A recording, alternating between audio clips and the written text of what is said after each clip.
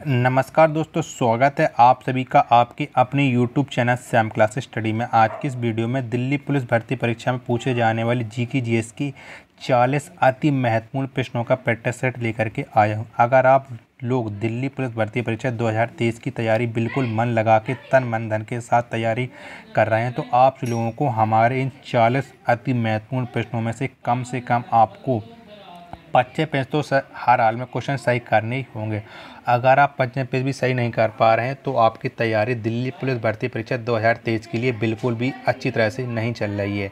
तो practice set पूरा करिएगा। प्रैक्टिस सेट पूरा करने के बाद आपको पता लग जाएगी आपकी तैयारी दिल्ली पुलिस भर्ती परीक्षा 2023 के लिए कैसी चल रही है। प्रैक्टिस सेट पसंद आता है तो वीडियो को आप लाइक कर देना। चैनल को आपने अभी तक सब्सक्राइब नहीं किया है तो चैनल को आप ज़रूर सब्सक्राइब कर लीजिएगा और इस वीडियो को आप अपने सभी दिल्ली पुलिस तैयारी करने वाले भाइयों बहनों के पास ज़रूर शेयर कर देना, जिससे वो भी लोगों को पता चल रहा है कि उनकी तैयारी दिल्ली पुलिस भर्ती परीक्षा 2023 के लिए कितनी हुई है। इससे पहले मैं दिल्ली पुलिस भर्ती परीक्षा 2023 के 4 प्रैक्टिस सेट अपलोड कर चुका हूँ। अगर आपने वो प्रैक्टिस सेट नहीं देखे हैं तो प्लेलिस्ट में आपको सारे प्रैक्टिस सेट मिल जाएंगे, वहाँ से जाकर के आप लगा सकते हैं। तो आज का प्रैक्टिस सेट नंबर है 5। इससे पहले 4 प्रैक्टिस सेट के बारे में आपको बता चुका हूँ। तो चलिए शुरू करते हैं आज का अपना प्रैक्टिस सेट नंबर 5।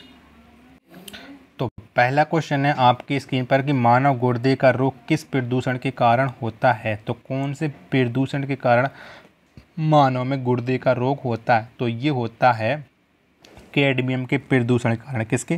कैडमियम के प्रदूषण के कारण मानव में गुर्दे का रोग होता है। ऑप्शन नंबर ए इसका राइट आंसर हो जाएगा। अगला प्रश्न है आपके सामने कि भारत में डाक टिकट की शुरुआत किस गवर्नर जनरल के शासनकाल में किया गया। तो कौन से गवर्नर जनरल के शासनकाल में भारत में डाक टिकट की शुरुआत की गई थी। तो ये की गई थी लॉर्ड डलहौजी के शासनकाल में। किसके? लॉर्ड डलहौजी के शासनकाल में भारत में डाक टिकट की शुरुआत की गई थी। ऑप्शन नंबर डी इसका राइट आंसर हो जाएगा। अंडमान के सेलुलर जेल की दीवारों पर भारत का इतिहास किसने लिखा। तो किसने लिखा था अंडमान के सेलुलर जेल की दीवारों पर भारत का इतिहास। तो ये लिखा था वीर सावरकर ने। किसने? वीर सावरकर ने। ऑप्शन नंबर सी इसका राइट आंसर हो जाएगा। अगला प्रश्न है आपके सामने कि 1854 ईस्वी में प्रथम किन 2 शहरों के बीच टेलीग्राफ सेवा शुरू की गई। तो कौन से 2 शहरों के बीच में टेलीग्राफ सेवा शुरू की गई थी 1854 में। तो ये शुरुआत की गई थी कोलकाता और आगरा के बीच में। किसके? कोलकाता और आगरा के बीच में 1854 में टेलीग्राफ सेवा शुरुआत की गई थी। ऑप्शन नंबर सी इसका राइट आंसर हो जाएगा। स्वामी दयानंद सरस्वती का मूल नाम क्या था। तो क्या था स्वामी दयानंद सरस्वती का मूल नाम। तो इनका मूल नाम था मूल शंकर। क्या? मूल शंकर था स्वामी दयानंद सरस्वती का मूल नाम। ऑप्शन नंबर बी इसका राइट आंसर हो जाएगा। अगला प्रश्न है आपके सामने कि निम्न में से कौन एक सुल्तान सुलेखन में निपुण था। तो कौन सा वो सुल्तान था जो सुलेखन में निपुण था। तो सुलेखन में निपुण वाला सुल्तान था ये था मोहम्मद बिन तुगलक। कौन? मोहम्मद बिन तुगलक ये सुलेखन में निपुण था। ऑप्शन नंबर डी इसका राइट आंसर हो जाएगा। अगला प्रश्न है आपके सामने कि भारतीय संविधान का निर्माण किस योजना के आधार पर की गई। तो कौन सी योजना के आधार पर भारतीय संविधान का निर्माण किया गया था। तो ये किया गया था कैबिनेट मिशन योजना के आधार पर। किसके? कैबिनेट मिशन योजना के आधार पर भारतीय संविधान का निर्माण। ऑप्शन नंबर सी इसका राइट आंसर हो जाएगा। अगला प्रश्न है आपके सामने पंडित भीमसेन जोशी का संबंध किस क्षेत्र से है। तो कौन से क्षेत्र से है पंडित भीमसेन जोशी का संबंध। तो इनका संबंध है शास्त्रीय संगीत से। किससे? शास्त्रीय संगीत से है पंडित भीमसेन जोशी का संबंध। ऑप्शन नंबर सी इसका राइट आंसर हो जाएगा। संवाहनीय वर्षा किस क्षेत्र में होती है। तो कौन से क्षेत्र में होती है संवाहनीय वर्षा। तो ये होती है विषुवतीय क्षेत्र में। किसमें? विषुवतीय क्षेत्र में होती है संवाहनीय वर्षा। ऑप्शन नंबर ए इसका राइट आंसर हो जाएगा। अगला प्रश्न है आपके सामने कि मोहिनी अट्टम नृत्य भारत के किस राज्य में प्रचलित है। तो कौन से राज्य में प्रचलित है मोहिनी अट्टम नृत्य। तो मोहिनी अट्टम नृत्य प्रचलित है केरल राज्य में। कौन से? केरल राज्य में प्रचलित है मोहिनी अट्टम नृत्य। ऑप्शन नंबर बी इसका राइट आंसर हो जाएगा। वाटरलू किस देश में स्थित है? तो कौन से देश में स्थित है वाटरलू, ये आपको बताना है। तो जो वाटरलू है ये स्थित है बेल्जियम में। किस में? बेल्जियम में स्थित है वाटरलू। ऑप्शन नंबर सी इसका राइट आंसर हो जाएगा। धूप चश्मा में किसका प्रयोग किया जाता है? तो कौन से लेंस का प्रयोग किया जाता है? धूप चश्मा कौन से कांच का प्रयोग किया जाता है? तो धूप के चश्मा में प्रयोग किया जाता है क्रुक्स कांच। किसका? क्रुक्स कांच का। ऑप्शन नंबर ए इसका राइट आंसर हो जाएगा। नेक्स्ट प्रश्न है आपके सामने की साहा परमाणु भौतिक संस्था कहाँ पर स्थित है? तो कहाँ पर स्थित है साहा परमाणु भौतिक संस्था? तो ये स्थित है कोलकाता में। कहाँ? कोलकाता में स्थित है। ऑप्शन नंबर डी इसका राइट आंसर हो जाएगा। विश्व पर्यावरण दिवस कब मनाया जाता है? तो कब मनाया जाता है विश्व पर्यावरण दिवस? तो ये मनाया जाता है 5 जून को। कब? 5 जून को विश्व पर्यावरण दिवस मनाया जाता है। ऑप्शन नंबर बी इसका राइट आंसर हो जाएगा। नेक्स्ट प्रश्न है आपके सामने की लाख चित्रकला मधुबनी किस राज्य की लोकप्रिय कला है? तो ये किस राज्य की लोकप्रिय कला है मधुबनी? तो ये है बिहार। किसकी? बिहार की ये लोकप्रिय कला है मधुबनी। ऑप्शन नंबर डी इसका राइट आंसर हो जाएगा। कलिंजर पुरस्कार किस क्षेत्र में दिया जाता है? तो कौन से क्षेत्र में दिया जाता है कलिंग पुरस्कार? कलिंग पुरस्कार दिया जाता है विज्ञान के क्षेत्र में। किसके? विज्ञान के क्षेत्र में कलिंग पुरस्कार दिया जाता है। ऑप्शन नंबर डी इसका राइट आंसर हो जाएगा। अगला प्रश्न है आपके सामने कि बटरफ्लाई शब्द का प्रयोग किस खेल में किया जाता है? तो कौन से खेल में प्रयोग किया जाता है बटरफ्लाई शब्द का? तो ये किया जाता है तैराकी में। किस में? तैराकी में किया जाता है बटरफ्लाई शब्द का प्रयोग। ऑप्शन नंबर डी इसका राइट आंसर हो जाएगा। ज्यामिति का जनक किसे कहा जाता है? तो किसको कहा जाता है ज्यामिति का जनक? तो ज्यामिति का जनक कहा जाता है यूक्लिड को। किसे? यूक्लिड को ज्यामिति का जनक कहा जाता है। ऑप्शन नंबर डी इसका राइट आंसर हो जाएगा। अगला प्रश्न है आपके सामने कि भारतीय विश्वविद्यालय की स्थापना सर्वप्रथम किस अंग्रेज गवर्नर जनरल के शासनकाल में किया गया?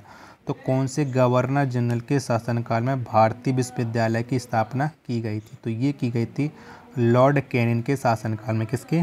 लॉर्ड कैनिंग के शासनकाल में। ऑप्शन नंबर डी इसका राइट आंसर हो जाएगा। अगला प्रश्न है आपके सामने कि आजीवक संप्रदाय की स्थापना किसने किया था? तो किसने की थी आजीवक संप्रदाय की स्थापना? तो इसकी स्थापना की थी मखली घोषाल ने। किसने? मखली घोषाल ने आजीवक संप्रदाय की स्थापना। ऑप्शन नंबर सी इसका राइट आंसर हो जाएगा।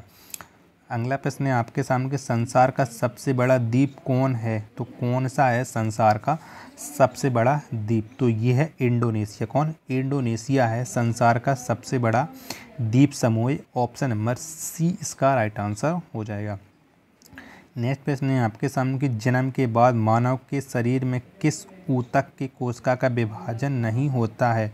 तो कौन से ऊतक कोशिका का विभाजन नहीं होता है मानव के शरीर में जन्म के बाद? तो ये नहीं होता है तंत्रिका ऊतक का। किसका? तंत्रिका ऊतक का विभाजन नहीं होता है। ऑप्शन नंबर ए इसका राइट आंसर हो जाएगा।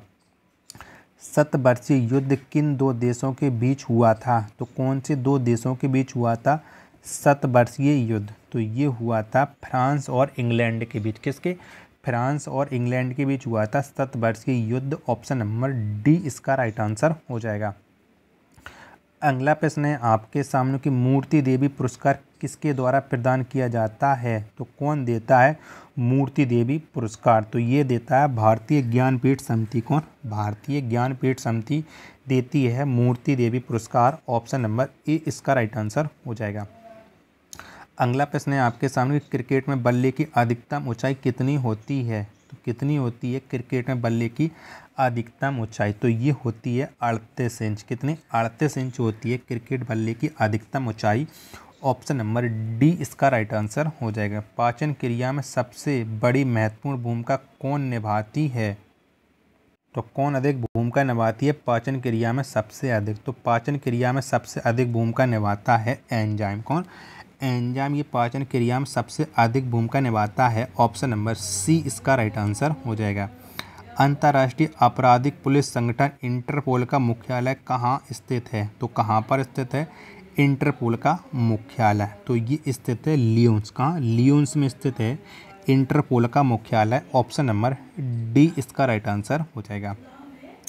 अगला प्रश्न है आपके सामने कि प्रकाश संश्लेषण के दौरान सौर ऊर्जा का रूपांतरण किस ऊर्जा में होती है? तो कौन से माह में हो जाता है सौर ऊर्जा का रूपांतरण? तो ये होता है रासायनिक ऊर्जा में। किसमें? रासायनिक ऊर्जा में सौर ऊर्जा का रूपांतरण हो जाता है। ऑप्शन नंबर डी इसका राइट आंसर हो जाएगा।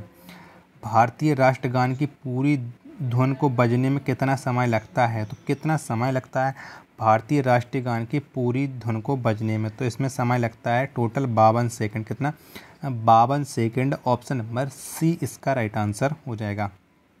संसार का सबसे गहरा सागर कौन है? तो कौन सा है संसार का सबसे गहरा सागर? तो संसार का सबसे गहरा सागर है प्रशांत महासागर। कौन? प्रशांत महासागर। ये संसार का सबसे गहरा सागर है। ऑप्शन नंबर सी इसका राइट आंसर हो जाएगा।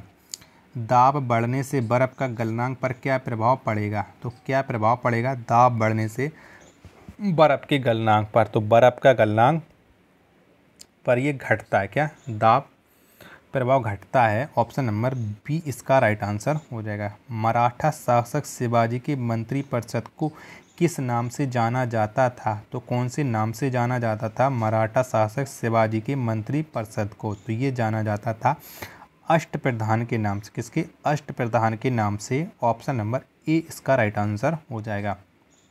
स्वतंत्र भारत का प्रथम बहुउद्देशीय परियोजना कौन है? तो कौन सी है स्वतंत्र भारत की प्रथम बहुउद्देशीय परियोजना? तो ये है दामोदर घाटी निगम परियोजना। ये स्वतंत्र भारत की प्रथम बहुउद्देशीय परियोजना है। ऑप्शन नंबर सी इसका राइट आंसर हो जाएगा। 2 रुपये और उससे अधिक मूल्य के रुपए को छापने का दायित्व किसके ऊपर है? तो किसके ऊपर है 2 रुपये और उससे अधिक मूल्य के रुपए को छापने का दायित्व? तो ये है आरबीआई के पास। किसके? आरबीआई के पास है। ऑप्शन नंबर डी इसका राइट आंसर हो जाएगा। इलेक्ट्रॉन सूक्ष्मदर्शी का आविष्कार किसने किया था? तो किसने किया था इलेक्ट्रॉन सूक्ष्मदर्शी का आविष्कार? तो ये किया था नॉल एवं रुस्का ने। किसने? नॉल एवं रुस्का ने इलेक्ट्रॉन सूक्ष्मदर्शी का आविष्कार। ऑप्शन नंबर सी इसका राइट आंसर हो जाएगा। गुरु केलुचरण महापात्रा का संबंध किस नृत्य शैली से है? तो कौन से नृत्य शैली से संबंधित हैं गुरु केलुचरण महापात्रा? तो इनका संबंध है उड़ीसी नृत्य से। किससे? उड़ीसी नृत्य से संबंधित हैं Guru Kelucharan Mohapatra. Option number D इसका राइट आंसर हो जाएगा। नेक्स्ट प्रश्न है आपके सामने कि प्रायद्वीपीय भारत की सबसे लंबी नदी कौन है? तो कौन सी है प्रायद्वीपीय भारत की सबसे लंबी नदी? तो ये है गोदावरी। कौन? गोदावरी है प्रायद्वीपीय भारत की सबसे लंबी नदी। ऑप्शन नंबर डी इसका राइट आंसर हो जाएगा। भारत का नेपोलियन किसे कहा जाता है? तो किसको कहा जाता है भारत का नेपोलियन? तो ये कहा जाता है समुद्रगुप्त। किसे? समुद्रगुप्त को कहा जाता है भारत का नेपोलियन। ऑप्शन नंबर डी इसका राइट आंसर हो जाएगा। तो क्वेश्चन समाप्त हो चुके हैं। तो आपको बताने कि आपने हमारे इन टोटल 38 प्रश्नों में से कितने प्रश्न सही किए हैं और आपकी तैयारी दिल्ली पुलिस भर्ती परीक्षा 2023 के लिए कैसी चल रही है। कमेंट बॉक्स में अपना स्कोर और अपनी राय देना ना भूलें।